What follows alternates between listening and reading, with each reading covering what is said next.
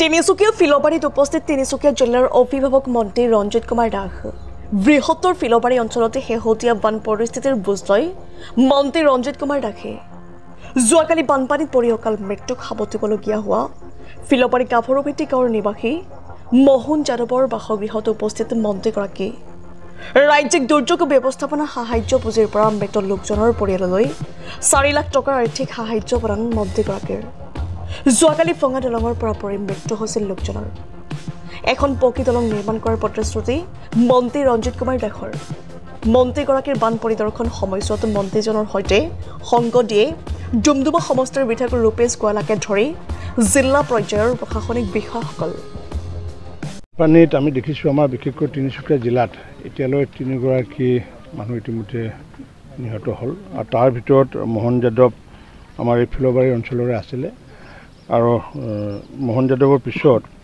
আমাৰ ইনমেট এজন মাৰ্ঘেৰিটাৰ যি মানে আমাৰ শৰণাৰ্থী শিবিৰ আছে মাকুম কোটাত আৰু তাত বিকি কিষাণ নামৰ এজন যি মানে ৰোগাক্ৰান্ত ব্যক্তি আছিলে সেইজনো আমাৰ শৰণাৰ্থী শিবিৰত মৃত্যুবৰণ কৰিছে আৰু আজি ডম্বেশ্বৰ সোণোৱাল নামৰ শদিয়াত এজন ব্যক্তিৰ মৃতদেহ পোৱা গৈছে আজি কিছুদিন আগতে একেলগে 9 গৰাকী ব্যক্তি আহিছিলে 8 গৰাকী ব্যক্তিয়ে পাৰ হৈছিলে কিন্তু এগৰাকী মিচিং আছিলে আৰু এই মিচিং হৈ থকা ল'ৰাজনে হৈছে ডম্বেশ্বৰ সোণোৱাল যদি আমি এইটো চাওঁ সৰ্বমুঠ 3 গৰাকী ব্যক্তি নিহত হৈছে বানপানীৰ সময়ত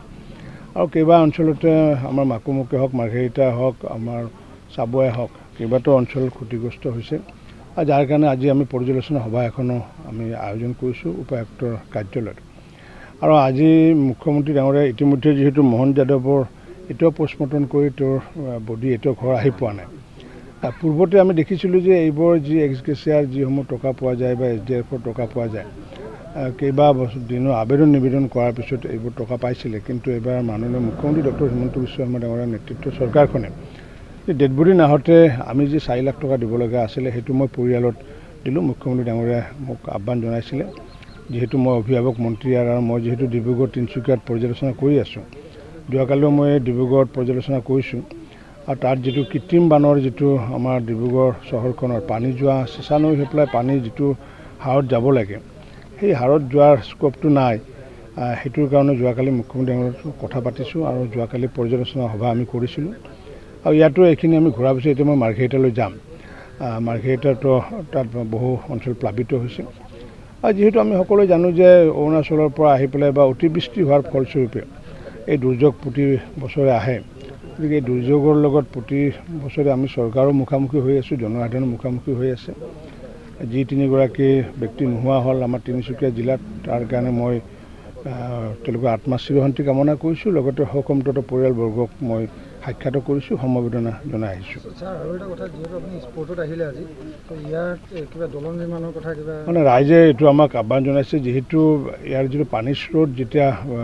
বৰষুণ যেতিয়া বেছি হয় তেতিয়া এই কালভাৰৰ বহন ক্ষমতাটো নাথাকে আৰু সেইকাৰণে ইতিমধ্যে মই জিলা আয়ুক্ত ডাঙৰীয়াৰ লগতে আমাৰ মানে ADC SDC আছে মই কৈছোঁ